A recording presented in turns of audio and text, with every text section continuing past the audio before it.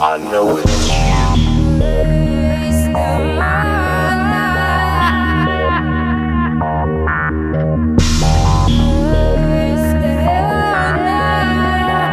Un peu plus d'un an après la sortie du phénomène Duke 125, KTM propose sa grande sœur en 200 cm3.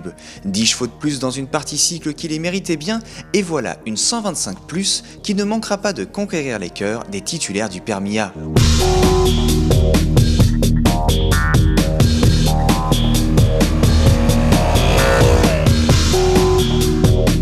Hormis une puissance moteur portée à 26 chevaux, la Duke 200 est identique en tout point à sa petite sœur.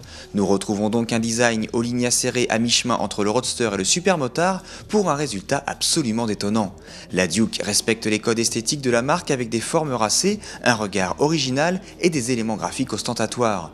La finition est de bonne facture avec des plastiques de qualité bien ajustés et des clignotants qui ne cassent pas la ligne générale. On apprécie également la présence d'un bouchon de réservoir à clé monté sur charnière, de poignées passagers et d'un tableau de bord digital complet.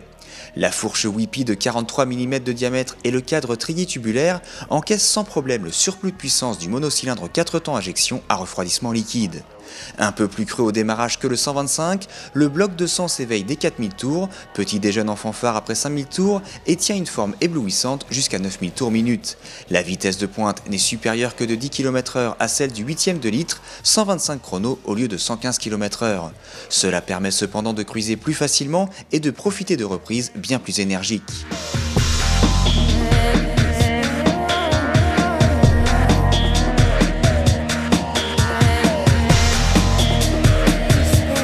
Malgré un rayon de braquage moyen, la Duke s'en sort honorablement en milieu urbain, notamment grâce à sa position de conduite facilitant les manœuvres à basse vitesse. Sur route sinueuse, la KTM fait étalage de toutes ses qualités. Dotée d'un train avant précis et ultra rigoureux, elle s'inscrit en courbe très naturellement et sans excès de nervosité. La Duke profite dans le même temps d'une stabilité à toute épreuve, que ce soit en courbe ou à très vive allure. Malgré son style tranchant, l'Autrichienne distille donc un capital confiance bien au-dessus de la moyenne. Sans excès de mordant, l'étrier avant à 4 piston répond franchement lorsqu'on le sollicite, à l'inverse, le dispositif arrière paraît un peu trop puissant. Vous l'aurez compris, la Duke 200 est plus polyvalente et encore plus amusante que la 125. Pour qui veut se mettre ou se remettre aux deux roues ou bien en tant que seconde moto pour la ville et pour la balade, elle est un choix haut de gamme certes, mais de grande qualité.